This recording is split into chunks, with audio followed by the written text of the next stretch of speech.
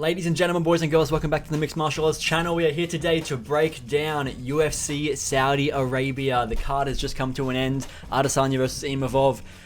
We're going to go through the whole card. I'm going to start with the main event and make my way down. And as I say at the beginning of every single one of these videos, I've got a lot to say about the top fights, the main card especially. I am going to talk about the prelims, but as we get further down the card, it's going to become less intelligible. I did watch every fight, and I've got a lot to say about every fight, but just take it with a grain of salt once we get to talking about the fights that I know less about, and I'm only going to be speaking about their performances, less about their careers and so on. Let me start it with talking about the main event by saying, I told you so.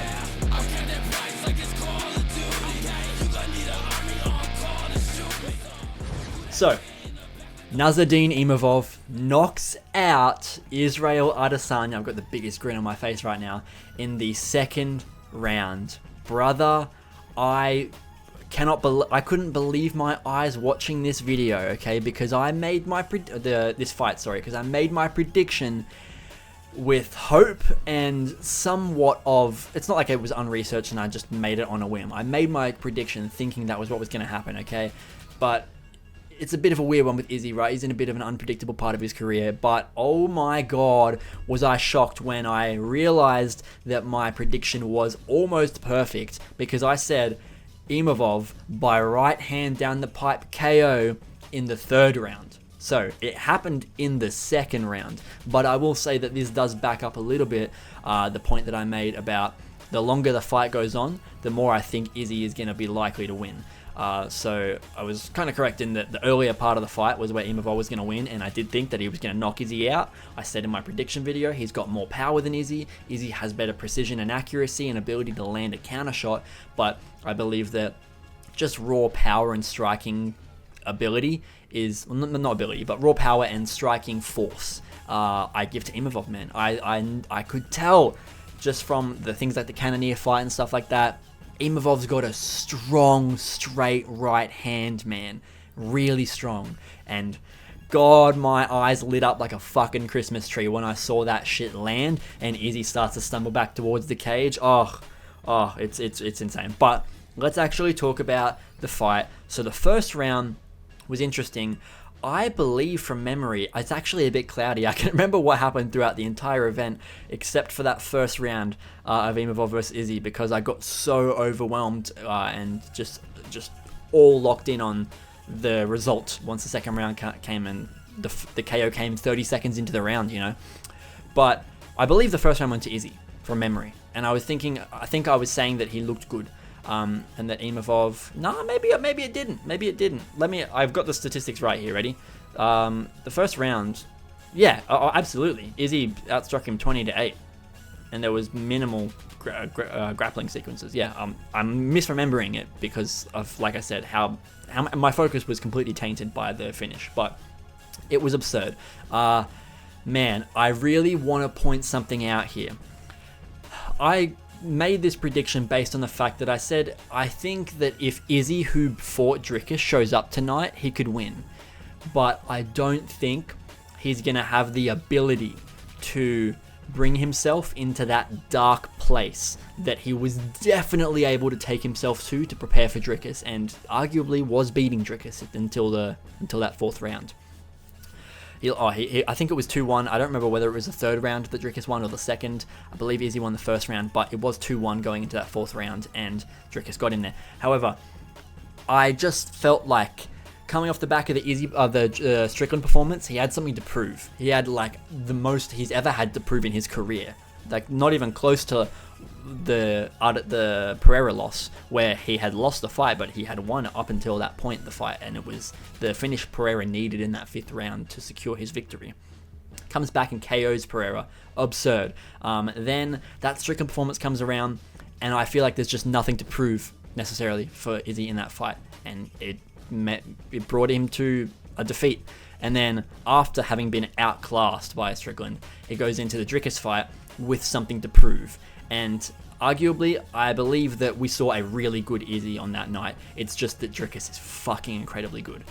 So in this fight, I was saying I don't know if Izzy's got the ability to force himself into that part of his mind to the same degree.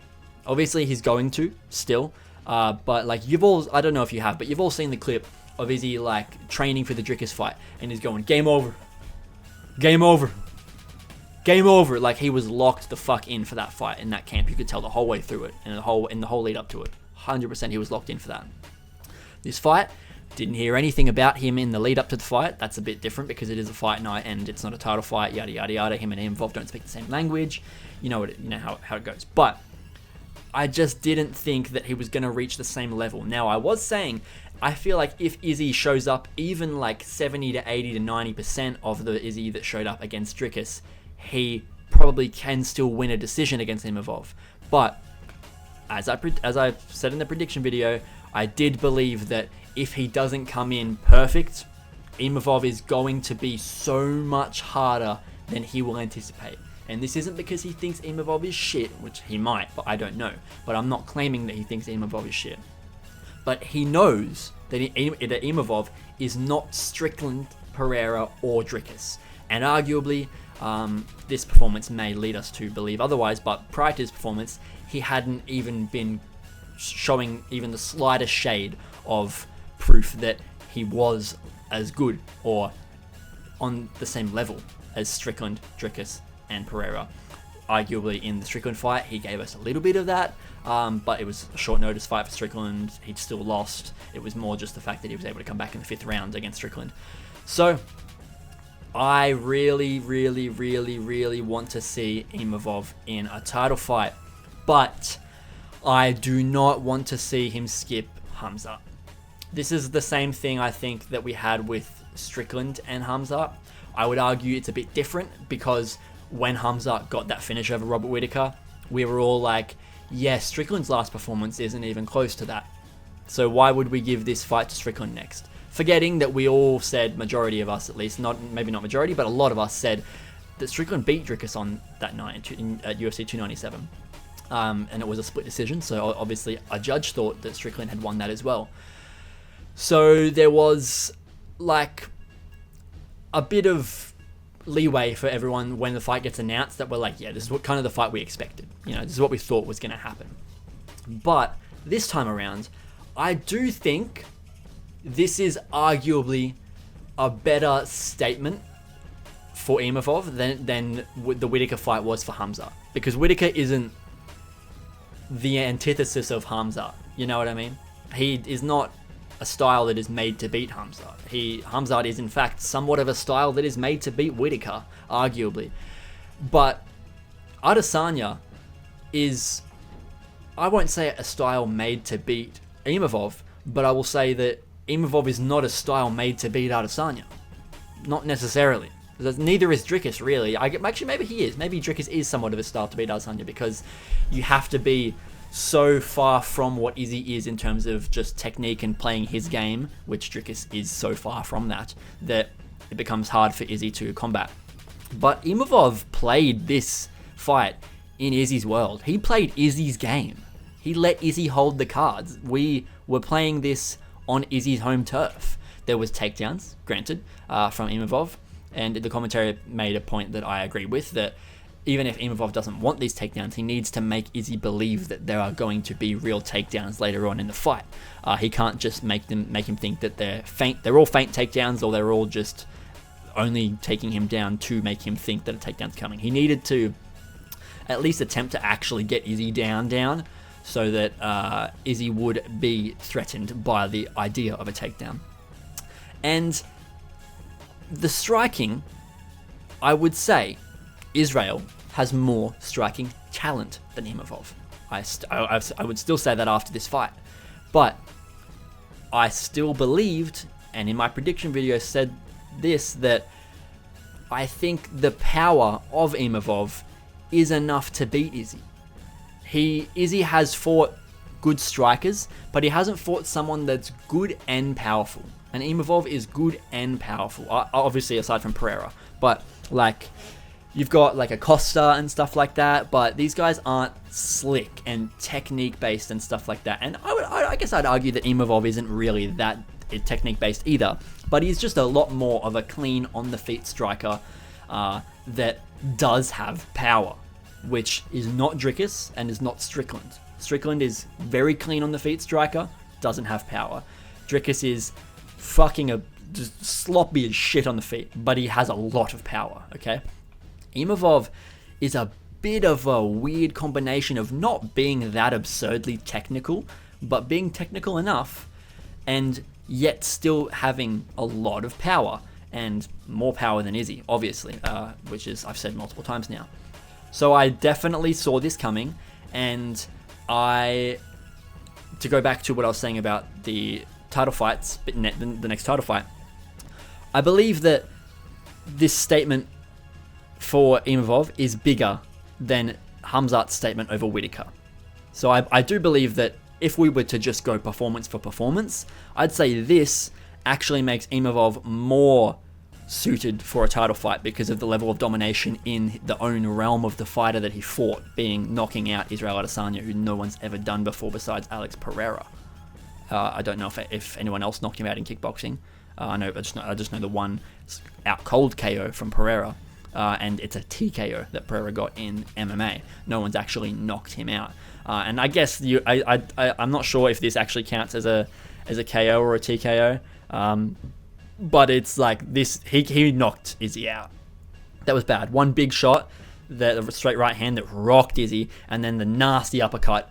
Izzy was pretty much dead from that. Like, that was done. He didn't go to sleep, obviously, and he did get up after the fight ended. But there was a lot of ground and pound shots after that. Like, that was a knockout. He literally took Izzy to school in his own game, and that's very, very, very impressive. But my comparison to the Strickland and Khamzat title contention issue, just because this performance is better than the guy that is currently waiting in line for a title shot, doesn't mean that you just ignore that guy and act like, I know we said that you deserve it, and we said that your performance was better than everyone else's performances of this caliber at the title level in this division, but now another guy's done a bit better in the time that you've been waiting because you're under the impression that you're getting a title shot, so you can actually either wait or go fight someone else.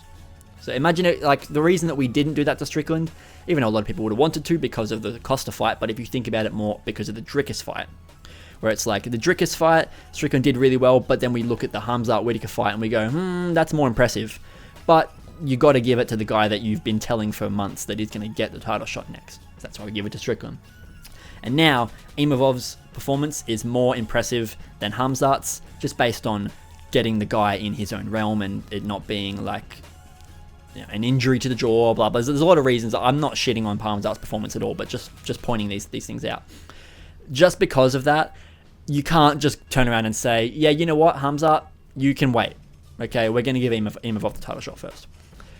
That does leave us with the issue of what do we do with Imavov? Because who else does he really fight at middleweight? He just beat Izzy by knockout. You like, it's kind of unfair to make him fight Baralho next. Like, that would be a great number one contender fight, and I could see that happening. But I don't think he deserves to be given a fight down after just beating the guy by the guy who no one's KO'd by KO. So it's a weird spot for him. I think he should get a title fight in his next fight, but I don't know if he's going to want to sit out and wait for 18 months, because we need to, one, have this Dricus versus Strickland fight this week, okay, at UFC 312, and a Khamzat fight against a winner, with the possibility of a rematch in there, whether it's a DDP and Strickland rematch, or whether it's a Khamzat rematching whoever he fights in his title fight. There's very, very big possibility that we are getting 3 more title fights from the trio of Dricus, Strickland, and Khamzat, with one of them being a rematch and the other 2 being Strickland versus Dricus and Khamzat versus whoever is left over at the end of Strickland versus Dricus. So it's tough. I don't know what we do next. I'm not going to actually give a good example of what we should do next. It's just weird. But very happy for Imavov. I'd like to point out something to you that I find crazy, okay, just before we move on to the co-main event. I want you to consider how rapid of a change, okay, and try and tell me another, if there is another division that's had this rapid of a change, at least recently, let me know, and I'm sure, I'm not actually that against the idea that there probably is another one. I might even go look at it after this, but I won't stop in the middle of the video to check. What other division has had such a rapid change of talent? Okay, think about 2 years ago. What did middleweight look like? Even like 18 months ago. I'm talking just before UFC 290. Pre-Whittaker versus Dricus. Okay? At the top of that division, you have Pereira, Whittaker, Izzy, Cannonier, Vettori, Costa. Okay? All of those guys. Pereira is gone. Izzy's on a 3-fight losing streak. Whittaker just lost to Hamza. And Dricus before that, bar the Alascara fight. Cannonier's lost multiple fights in a row. Vettori's losing and back down in the rankings now. Costa's down at number 11 now after multiple losses. And in their places is Strickland, Dricus, Hamzat, Caio Borralho, and Nassourdine Imavov. All fresh to this top 5, top 6, top 7 area. None of them were in it 18 months ago. I think Strickland was ranked 7 or 8 before the Izzy fight. That's mental. That the entire top 5 of that division is done now. Some of them are still obviously have possibilities and capabilities to come back. Obviously Pereira left the division. And Whittaker probably still will win some fights, but he's not going to get a title fight for a long time, I don't think. He's out of that picture. Cannonier is done and gone and too old at this point. Vettori, I don't know if he's ever going to get back into that top again. He's probably done. Paulo Costa is done, okay? And now Izzy is on a 3-fight losing streak and he's done. So, the entire division has changed. Okay, I just wanted to point that out because to me, that's a fucking mental thing to visualize. The entire top of that division. Not just like of the top 5, 2 of them stuck around. The top 3 of them all got washed, and then these 2 are still there with some 3 fresh new guys. No. Top, like, 7 people in that division 2 years ago are all gone. Or at least any that is still up there are losing and not getting title shots anymore. And everyone that's up there now was not there 18 months ago. Hamzat was not there 18 months ago. Strickland was not there 18 months ago. Dricus was not there 18 months ago. Caio Borralho and Nassourdine Imavov were not there 18 months ago. So to me, that's pretty mental. So let me know what you guys think. Okay, moving on to the co-main event. So I actually don't have that much to say about this one because it wasn't a bad fight, but just let's get into it. So, Michael Venom Page versus Shara Bullet. Shara Bullet has finally lost his O. It's gone. To be fair to him, MVP, being that Shara is a striker, MVP is a good name to lose your O to. And if he's only going to have 1 loss on his record, he's going to go on a win streak and maybe go for another title run, or he will. But if he is to manage to not lose his next fight or the fight after that, for him to have his first loss and maybe one of his only losses be to MVP is good for his stock, you know, because that just means like arguably one of the best counter strikers ever is the only guy that you couldn't get. And if you can continue to beat other guys, including strikers, like I know Yarm and Petrosian and stuff like that, even though that's not that great of a striker, you understand what I mean. If he goes on to beat other good 185 strikers, then this loss will not age badly. And MVP's old now, so MVP, if he goes on to lose fights now at welterweight and stuff, it's not going to be like, wow, Shara lost to washed MVP. Like, we kind of know already that MVP's old and he fights in his particular way, but it doesn't really affect him. Like, his age doesn't really affect him so far. I feel like we might only get 1 or 2 more good fights from MVP, being that he's almost 38 now. But I just don't think this loss is going to age that badly for Shara Bullet. In terms of the fight, it was boring, I will say that, but I didn't not enjoy it. Okay, I spent most of this fight purely just angry. Okay, I was enjoying the spectacle, but I was almost the entire fight, I was just complaining about Shara's lack of, I don't know if you call it IQ, I don't know if you call it will or what. But there is a clear path to victory for Shara, and he refused to take it. And that path was to risk getting knocked out. That was the only way for him to win. He needed to use his kicks, as he always does, but he needed to use them a lot more. I wanted to see way more attempted head kicks. I wanted to see way more spin kicks. I wanted to see like wheel kicks. MVP has great head movement and stuff like that, but he's not a heavy kicker. He's very punch orientated. And if Shara was to use his kicks a lot more instead of being standing right in front of MVP so often, I think he would have been hit a lot less. And I think if he was engaging much more often with kicks, he wouldn't have been in so many boxing exchanges with MVP. Secondly, that's only a small thing to mention. Secondly, the main thing that annoyed me was that he just refused to enter the pocket. And I understand it's Michael Venom Page, okay? But when you have MVP behind the black line right up against the cage, okay? And the commentary even mentioned this during the fight, as I was like pointing it out during the live stream. You have MVP at a point where he can't back up anymore. He can lunge forward at you, and whatever ground he creates behind him in that lunge forward, he can reverse back into. But if you close the distance with him, you're forcing him to move sideways instead of moving forward and backwards, which is what he does. So if he's stuck up against the cage and he can only move sideways, you can do one of two things.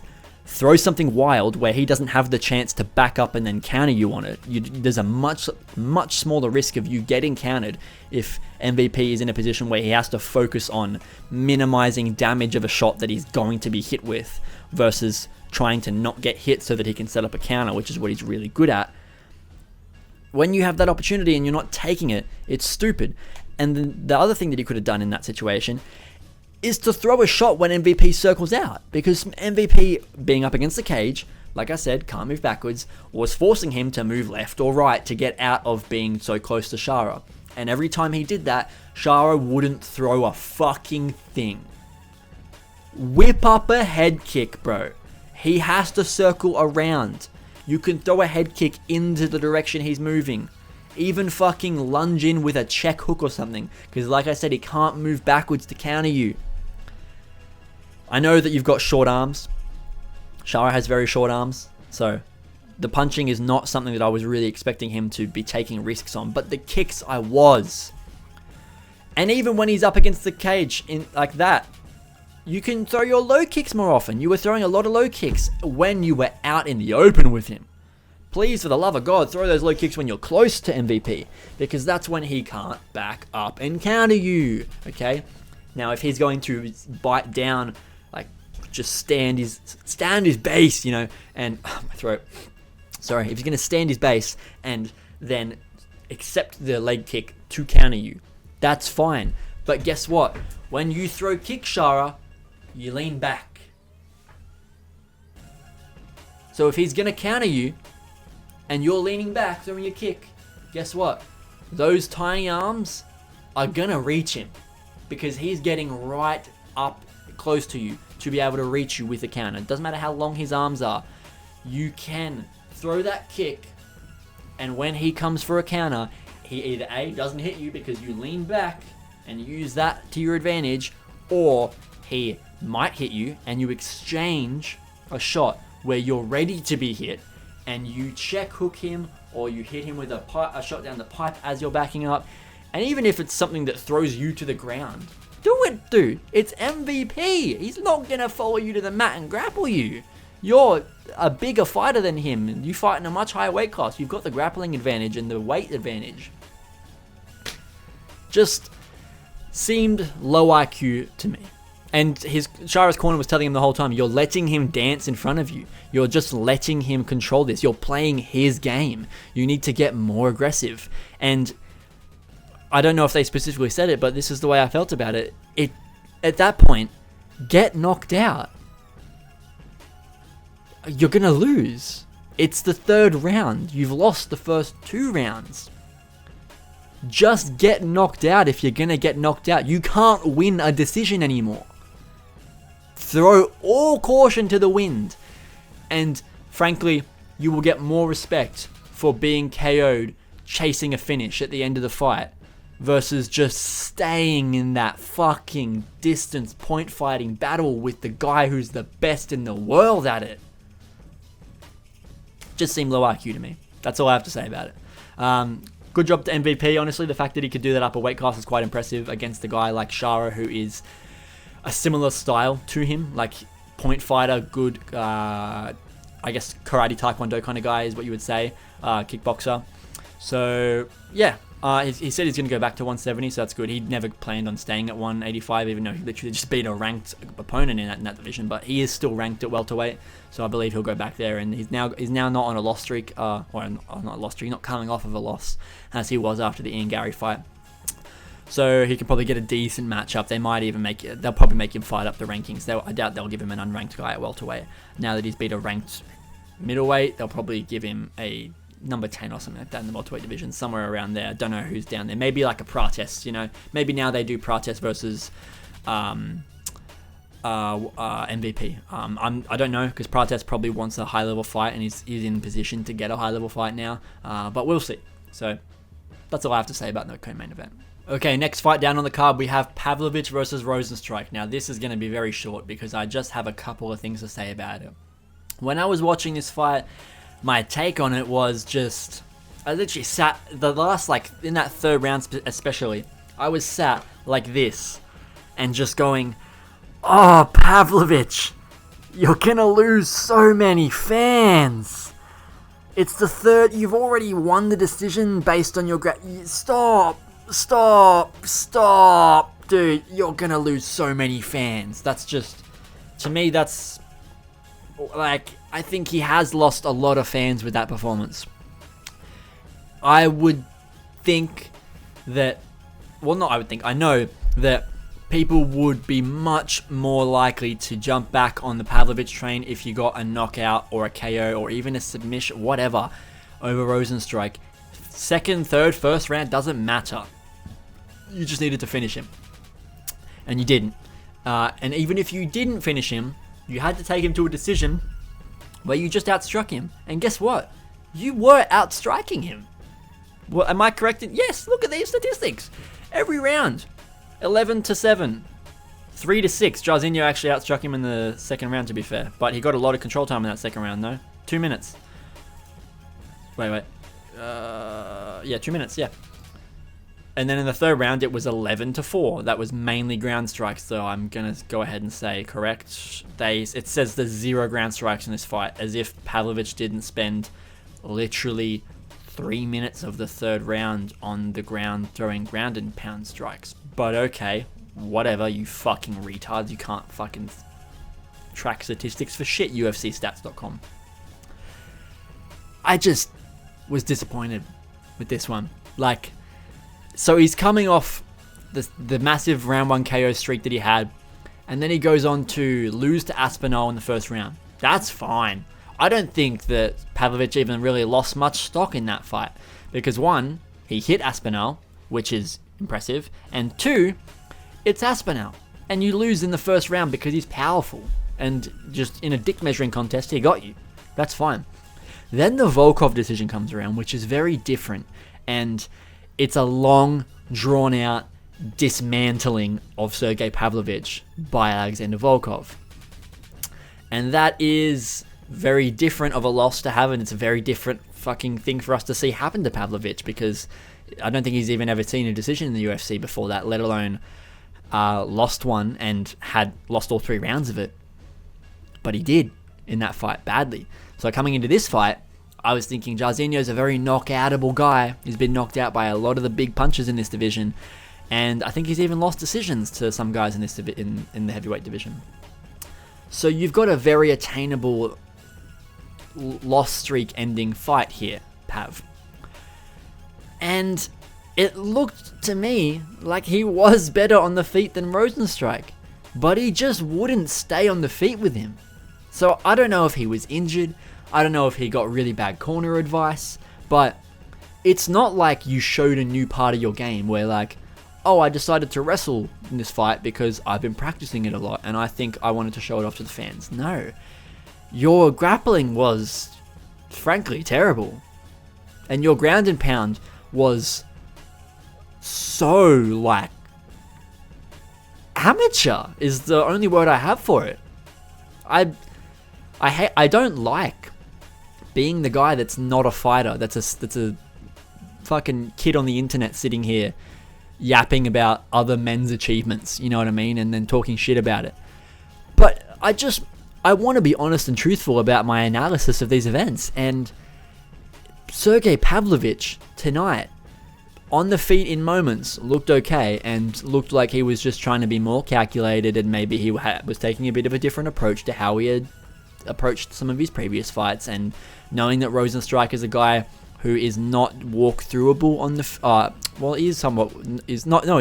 He's knockoutable on the feet, but you can't really walk through him for round on round the same way. He's good at distance. He's good at pressure and keeping, like... pace, high amount of... He's really good with, like, the jab, keeping you at bay and hitting you with that shit constantly and just timing stuff well. But you were beating him on the feet. So why didn't you stay on the feet? Because that's where you looked okay. But on the ground, you just... There's no other way to say it besides he looked like an amateur. Like, it felt like I was watching an unranked heavyweight fight.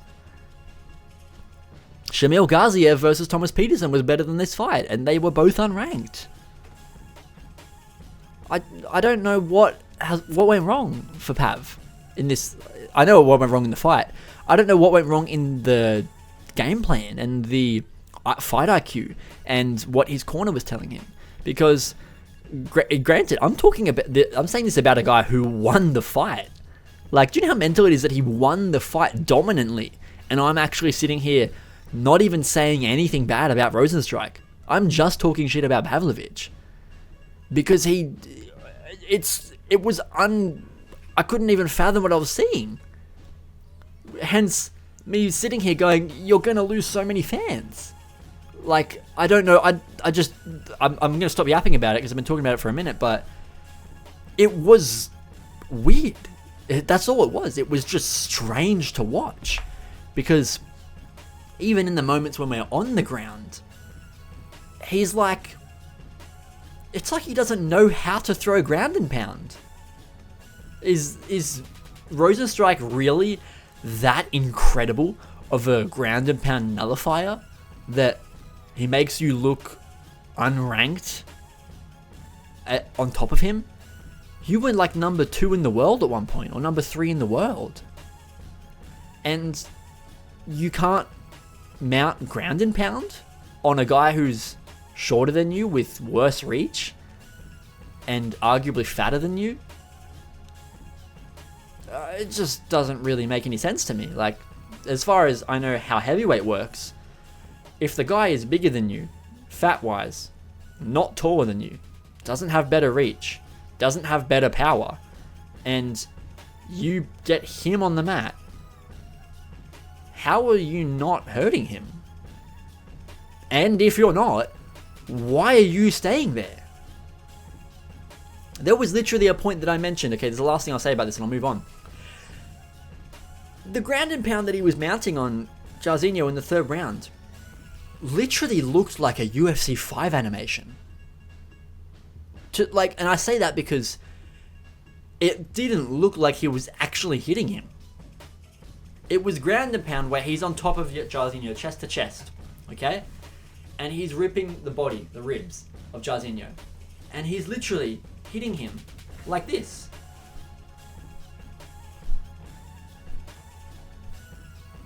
Like, he's not moving his entire rest of his body. He's sitting there going...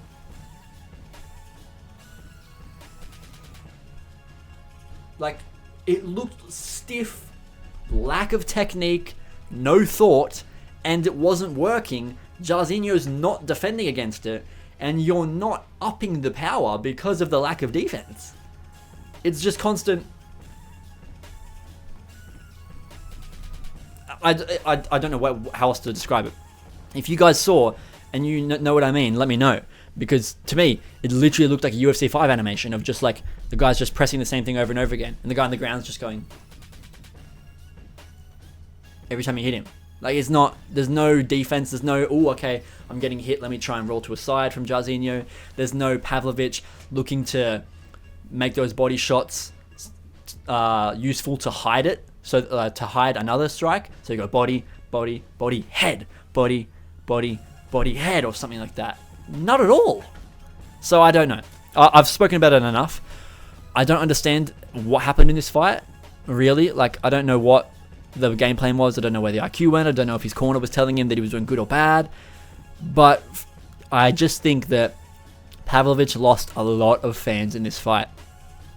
And that's all I have to say about it. Okay, now we move down to the actual really fun fights. Okay, the co-main and feature fight were somewhat questionable, but we have arguably two of the best fights of the month. I guess it's only been, this is the first card of the month, but even in January, two of the best fights that I saw so far this year. So we'll start first with Vinicius Oliveira versus Said Nurmagomedov. Was heat. Okay, heat. Alright. Vinicius is a guy that I was already somewhat high on and very excited to see. And Said is a guy that I had a lot of faith in to be very finish capable. And I think both of those things, I was very happy with what I saw in it what's the word for it? It reinforcing my standpoints on that. Absolutely. Like, Said went for multiple submission attempts brutally as well. Like, it was early in the fight before he was a bit tired.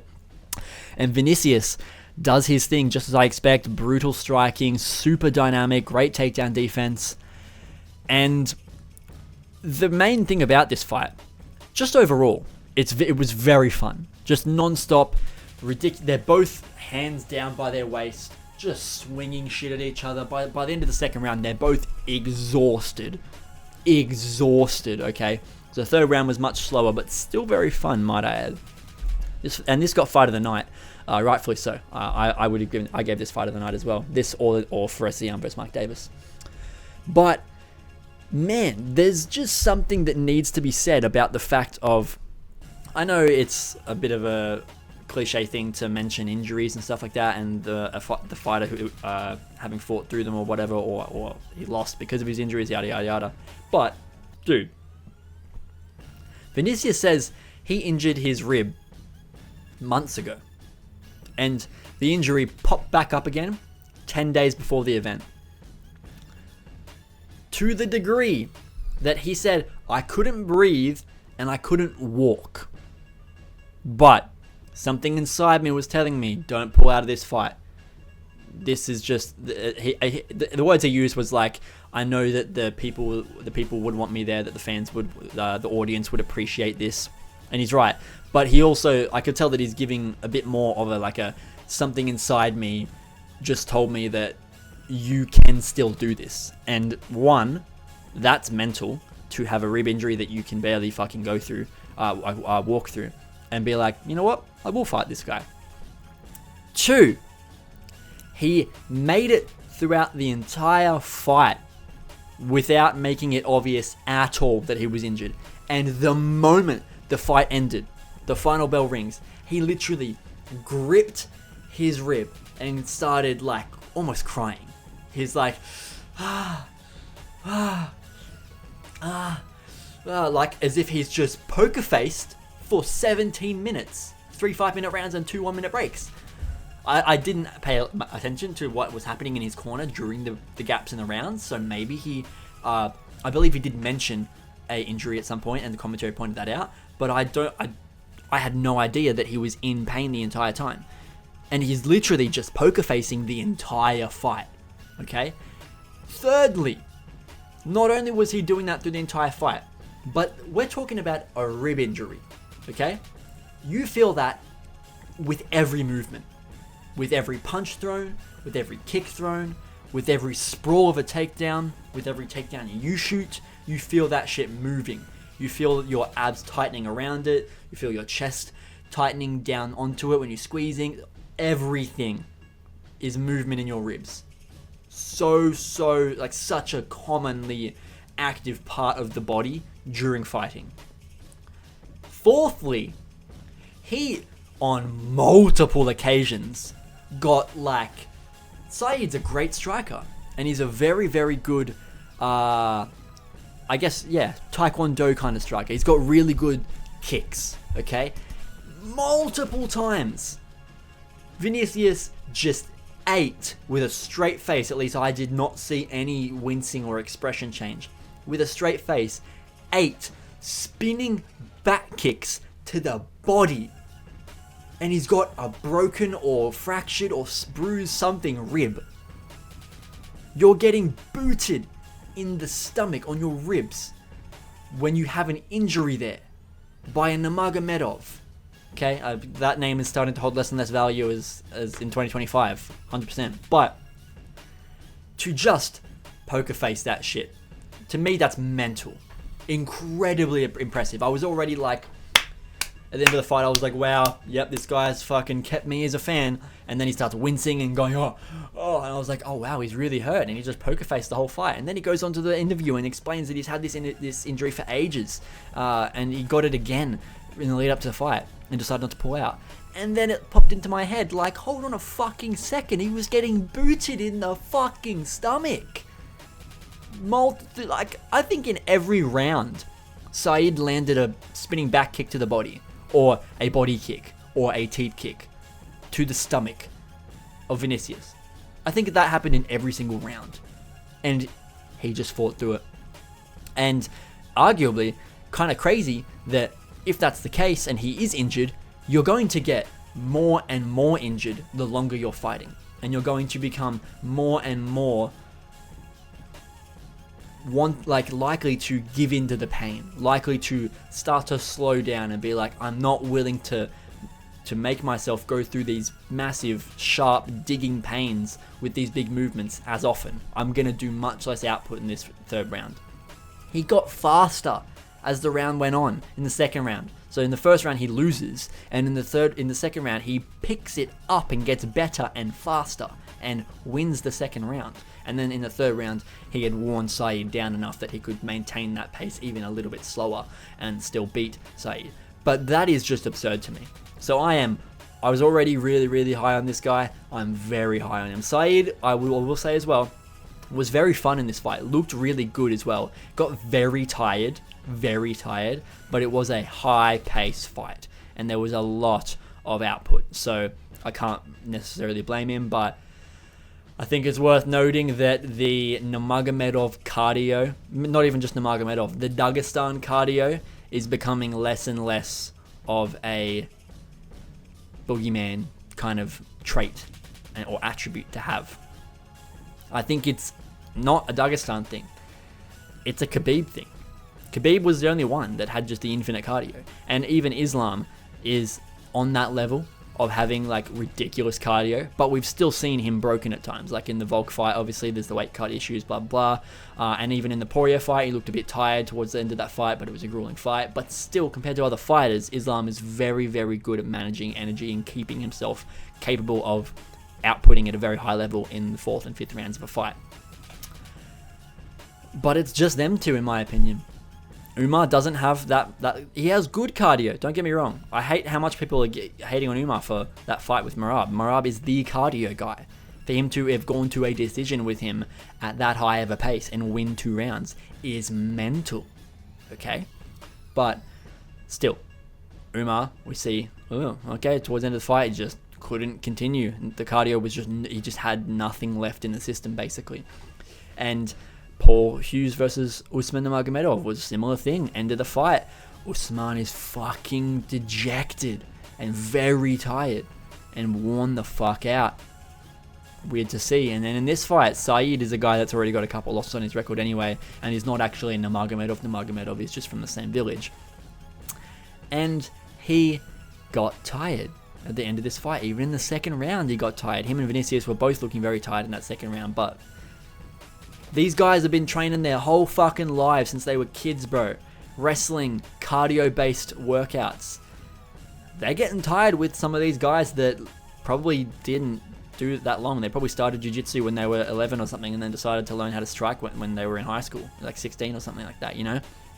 These Brazilian guys, like they do combat sports for a lot of their life, but they're not crazy output cardio guys, the same way that the Russian wrestling guys are and pride themselves on being. So it's interesting. But Vinicius Oliveira, God, you fucking made me a happy man tonight. And yeah, just continue. I can't wait to see his fucking next fight, man. Okay, next fight, Ziam versus Mike Davis. This was a war, okay? I predicted that Ziam would win, and I said that Mike Davis would probably make it somewhat competitive on the feet with a little bit because he's got boxing, but inevitably I think Ziam will knock him out. Wow, was I impressed with both guys, okay? Both of them. Mike Davis, first of all, has grit and heart, and his ability to... I'm going to stop leaning back like this. His ability to turn the momentum around multiple times throughout the fight was very impressive. And granted, he took a weird jiu-jitsu approach where he's like pulling guard a lot, going for submissions a lot, but I can't hate on the jiu-jitsu guard pulling technique when it's working. And in this fight, it was working. Like, he was getting Ziam stuck in a lot of grappling exchanges and submission defense positions often. Like, he was getting him in a lot of positions where I've got you actually on the ground now. I haven't just pulled guard, missed a submission, or tried a submission and you got out of it straight away. No, a lot of these times as Mike Davis pulls guard, we end up in like a 20-second like grappling exchange where he's going for like 2 submissions like in that period, 2 separate submissions and attempting them, and eventually Ziam will get to his feet or will get on top of him and gain the control there, where Mike Davis will still mount attacks from his back. But Ziam, my God, is this guy just brutal. This guy, he reminds me a lot of like a Joel Alvarez or like a... who's another guy that's just like violent and brutal and just like cuts you open all the time and type shit. Maybe, I was going to say like a Benoit, but Benoit's been kind of fraud checked a bit on that on being that kind of guy recently. But yeah, like a Joel Alvarez is a good comparison, honestly. I'd love to see Ziam versus Joel Alvarez. I think that's a great fight. The one thing I want to point out about this fight, so Ferez cut him open bad, Mike Davis, multiple times. I think like 2 or 3 separate times he cut him open, and Mike was pissing blood all over the place. And then at the very end of the fight, Mike Davis actually cut Ziam open quite badly, right in the last 30 seconds. And that just adds to my point of, wow, I was impressed with Mike Davis. He just did really well. He just put up a great fight and great scrap, and I was very happy with his performance. The one thing that I just got to say about this fight, that calf slicer. I literally couldn't watch. I genuinely was shielding my eyes, going, oh God, oh no, I can't watch, oh God, his legs are gonna fucking snap in half, what's happening? Like, that was ridiculous. I cannot believe that Ziam could get up and move around well on that leg after that, let alone not tap or have his knee fucking explode or his leg snap in half. Like, how did his tibia not just explode? Or fibula, whichever one it is, the big massive bone in your leg, in your calf, like between your knee and your ankle. It was so bad. The calf slicer was just a normal calf slicer at first, but then the way that Mike Davis essentially like was then in guard of Ziam, with Ferez's knee not only just being like, I'm not going to get up and try and show you this properly, but not only was his knee just like, this is his leg and this is his knee joint, not only was the knee like all the way back like that, but it was getting like reversed, and like his leg was literally going past the point where I was like, I don't even know if he still has an ACL right now. He may have just accepted that it's too late and he's already torn his meniscus and shit, and he's just going to fight through it now. That was what I believed had happened. Because that, to me, I could not imagine how your leg can move in that way and not just fucking pop multiple times. I was waiting to hear. I literally was like, I'm not looking. I'm just going to wait for the sound of the crack because I know it's coming. We were in that position for like 45 seconds. Could have been 30. Probably not. Probably at least 40. Could have been up to a minute. Okay? We went through multiple transitions of guard to literally like Fares is doing 180s inside of that in these grappling exchanges to the point where his leg is, like I said, this is the knee and it's all the way locked over.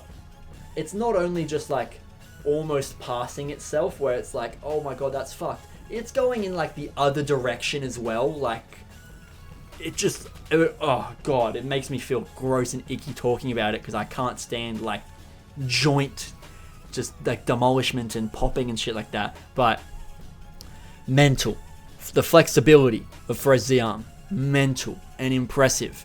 And now I'm wondering if anybody will ever be able to submit him with anything leg, foot, or knee related. Like, maybe not.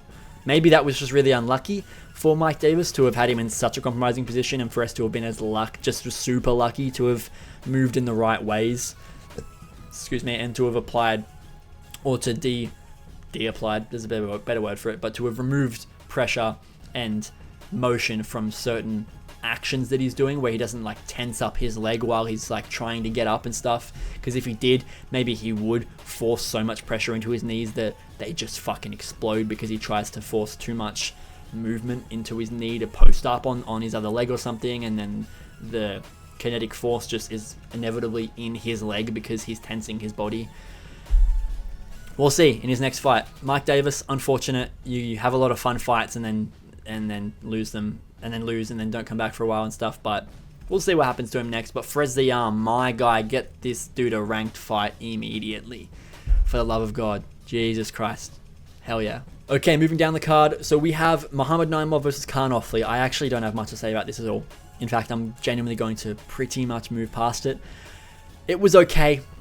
It was okay. There was a lot of clinching. There was a lot of clinching in this fight. I picked Kaan Ofli just because this was probably the one pick that I made on the card that I was not least confident in, because my least confident pick was actually Imavov. I made the pick of Imavov, and I said that I do think Imavov will win, but it was the one pick where I was like, I could be so wrong about this. The rest of them I was like, I'm pretty sure I'm right about this, but I was ready to be dead wrong about the Imavov pick. So I guess if you want to say that I wasn't that confident in the pick and I don't get a lot of the credit, sure. But I mean, I think with how well I predicted the finish itself, you got to give me a bit of credit. But this one, Naimov versus Ofli, I truly looked at their records for it. I have seen Ofli's one fight in the UFC, which was against Marion Santos, where he got knocked out, and I don't even remember how that fight went, except for the finish. So I didn't really know a lot about anything about Kaan Ofli before this, and Naimov I had seen like 2 fights of, I think. And I knew that he had talent and he was good, but I just didn't think he had proven much in the UFC, and I don't think he had. I think that's still true. Now he's kind of, I guess, proven a bit more, but this fight still was not good. So I based it pretty much exclusively off records, and I think I just looked at Kaan Ofli's record and the kind of competition he'd faced and the level of competition that these guys that he had previously fought were beating or going on to fight after their fight, and I valued that more than the guys that Naimov had fought early on in his career. It was okay at times. Ofli made it like competitive at moments, and it wasn't dog shit the entire way through the fight. But for the most part, it was a lot of clinching, a lot of slow moments. I believe there was a couple of referee breaks in there where they had to break him up. Naimov gets the finish, not the finish. He gets the win by decision. Is what it is. I believe it was very clear. It was not like a close fight. Naimov had control of this and won. That's all I have to say about it. Okay, so on to the last couple of fights on the card, last 5 fights. So we had 2 really fun finishes back to back here. These were really fun to watch. So there's not a lot to say about them because they are short fights. But Shamil Gaziev gets a round 1 knockout. Didn't see that coming. Also didn't see it coming during the fight. Was very shocked when it came to fruition. It was just all of a sudden, we're 3 minutes into just a bit of back and forth between the 2 guys. I think I still had Shamil winning so far.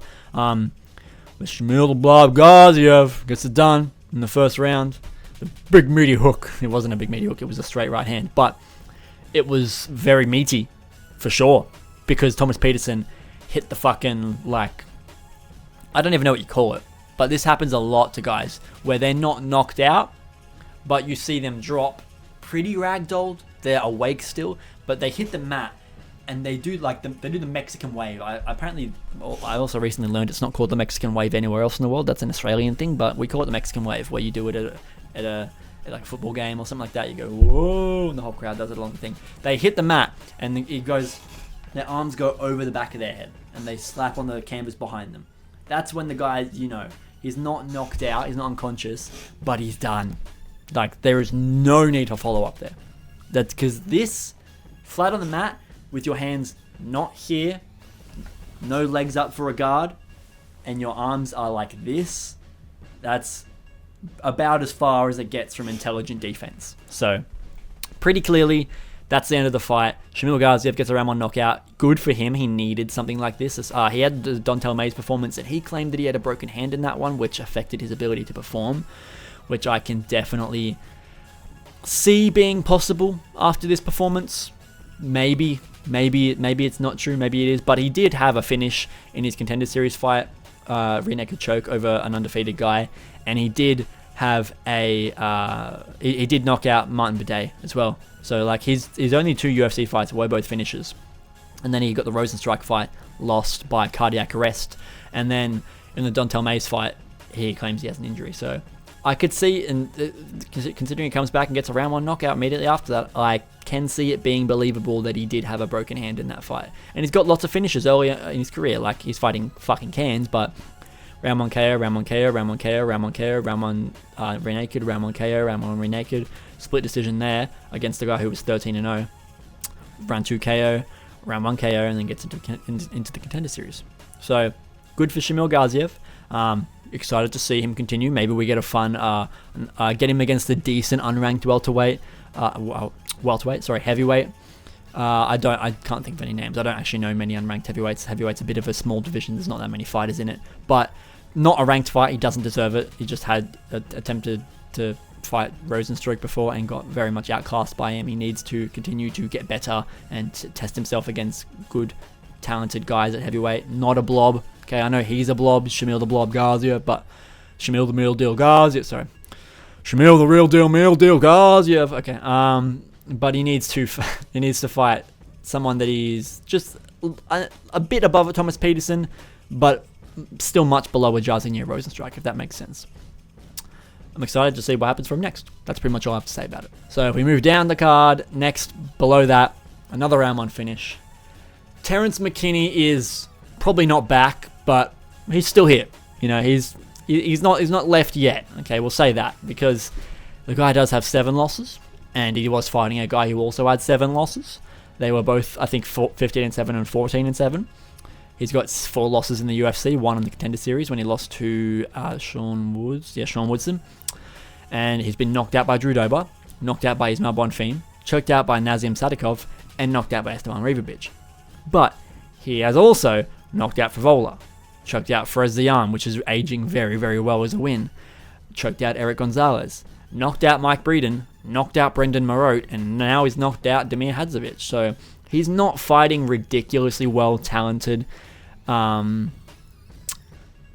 lightweights, and when he has, he's lost those fights. He's lost the big fights, like Esteban Rivovic is a very good lightweight. He lost to him. Ismail Bonfim is a pretty good lightweight. It's somewhat decent. I think that's actually and he lost to him. Drew Dober is a bit of a gatekeeper, but still a good lightweight. He lost to him. And Sean Woodson is that was at featherweight. I can't believe he used to make featherweight. That's mental. Sean Woodson's okay. Like he's high level now. Like we've seen this. It was in 2019. He lost to him. That's fucking 5 years ago. That win is aging pretty well. Like Sean Woodson was 7-1 at that time. Is he still 13-1? Yeah, he hasn't lost since then. I think he had a draw. No, yeah, he did have a draw. Luis Saldana. Yeah, but he lost to Julian Erosa. Huh. That was after Terrance McKinney fight. Okay. I don't know. Oh, yeah, he was undefeated in Terrance McKinney fight. So he's had 2 losses in UFC. Choked out by Erosa, which is common at featherweight, and he had a split decision. But McKinney is back with a crazy knockout, and this is what I predicted. Round 1 KO for Terrance McKinney. They put Damir Hadzovic, a guy who has got in his last few fights decision, rear naked choke loss in round 1, decision, round 2 finish, decision, round 3 finish, and then he got knocked out before that, yada yada. But a lot of decisions in the last few years, or in his last few fights actually, but these fights weren't in the last few years. He has got a lot of decisions, and I just didn't see him being a brawly, ridiculous, knock you out in the first round kind of guy like Terrance McKinney is. So this is a bit of a feed to Terrance McKinney. I kind of saw it almost impossible for Damir Hadzovic to win. He came in with the shaved head. I guess he was hoping that would give him a bit of aura. It kind of did, but not enough to win a fight. Terrance McKinney continues to just maul people in sub 4 minutes, like 2 minutes, 20 seconds, 1 minute 20, 2 minutes, 2 minutes, 7 seconds. Yeah, this can't just. If you make it out of the first round with him, you're gonna beat him. That's a fact. Because only the times he's been to the second round, he's lost in the UFC. And actually, no, in general, he's won a round 3. He's got a heel hook in round 3 early in his career. Other than that, every single time he has made it to the second round, he lost. Sean Woodson lost. Made it to the second round against Ismail Bonfim, lost. Second round against Nazim Sadikov, lost. So you gotta just drag Terrance McKinney into that second round if you want to beat him. That's pretty much the way it is. But he gets the win. Congratulations to him. Damir Hadzovic, you need to retire. The guy literally hadn't fought in 3 years before this fight, so it was really, really hard for me to even consider picking him.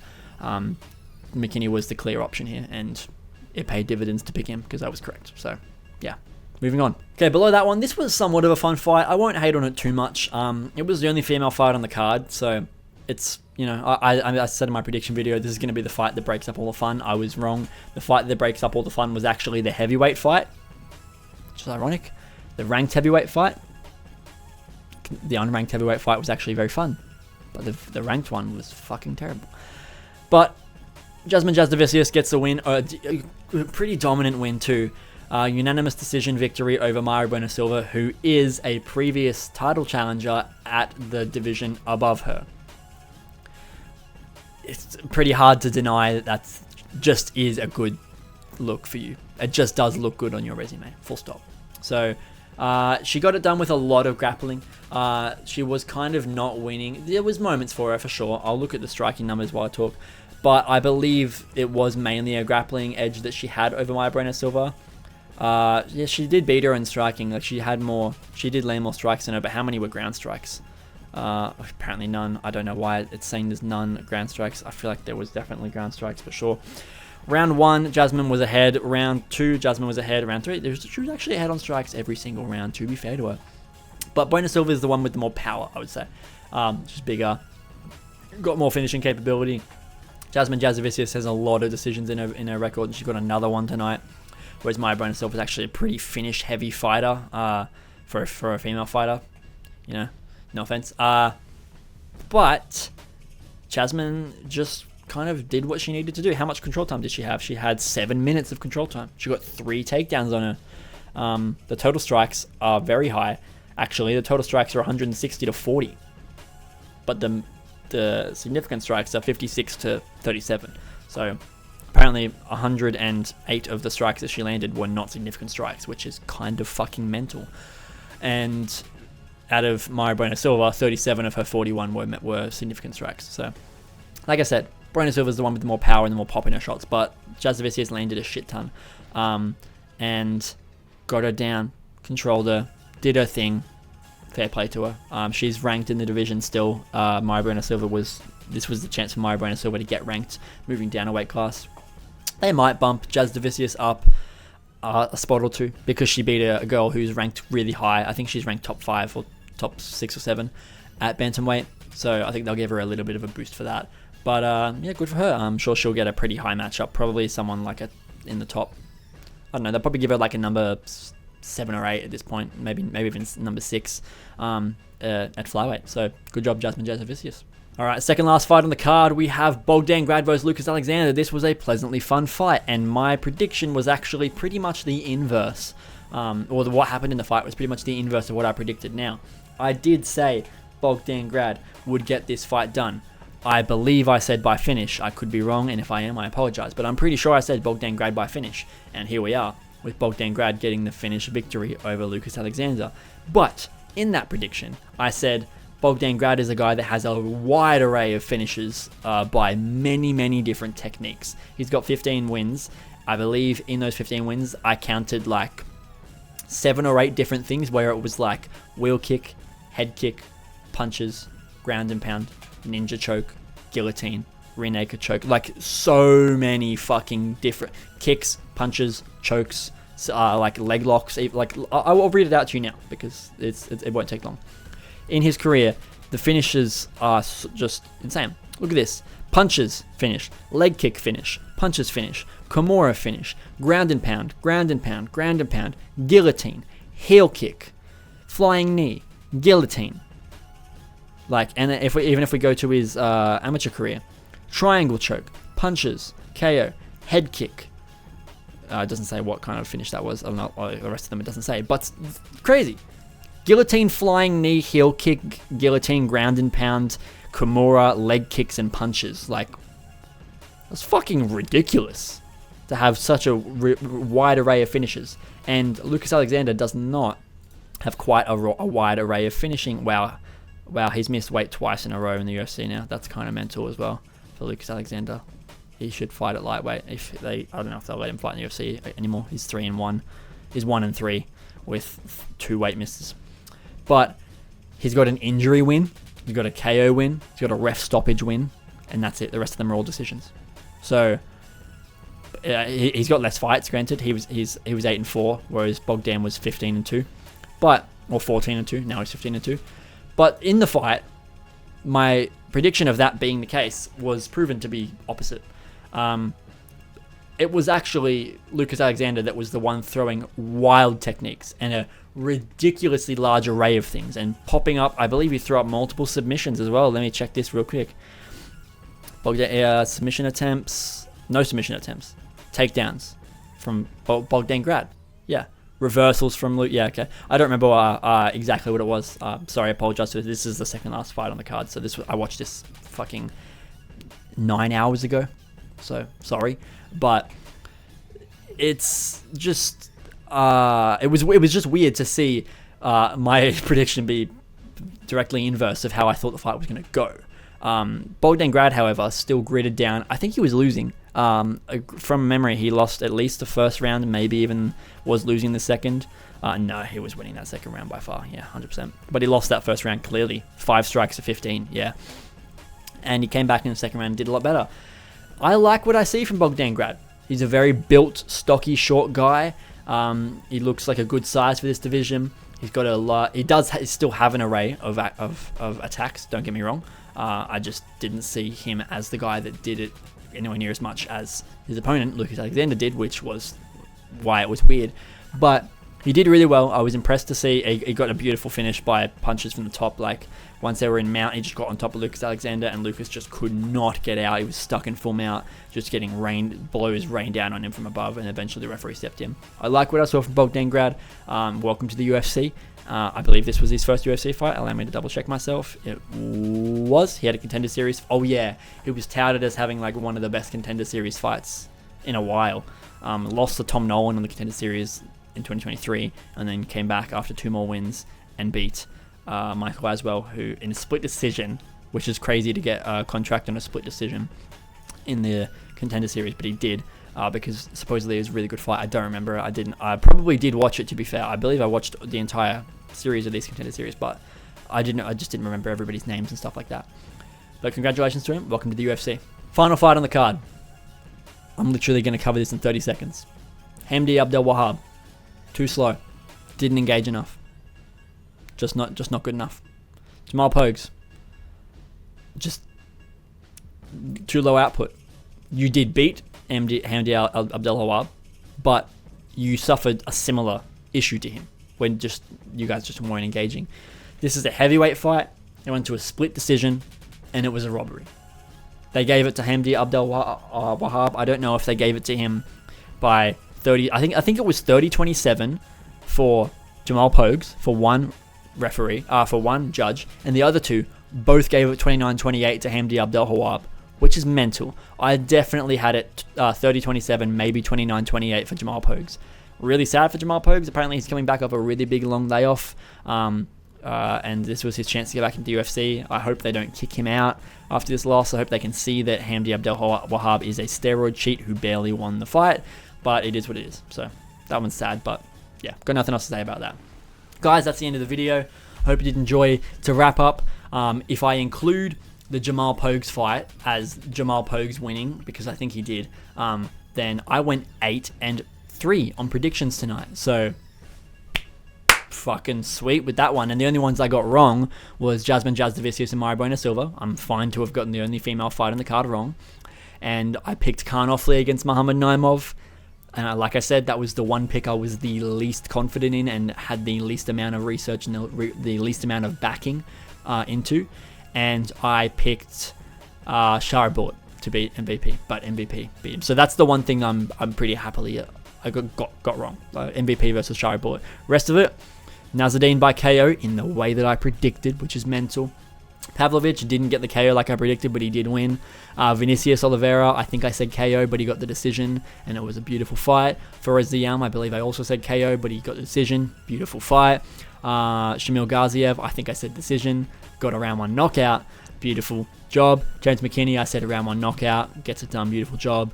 Bogdan Grad, I think I said finish from memory. I think I did.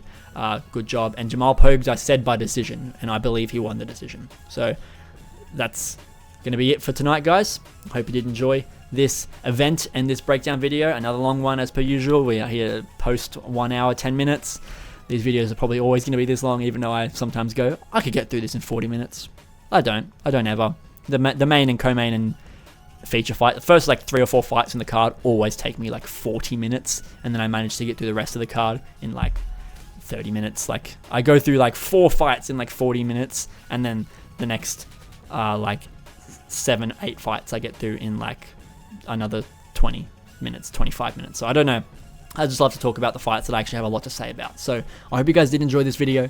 Be sure to check out the Fight Companion, as well as there will be a reaction coming for the Adesanya knockout.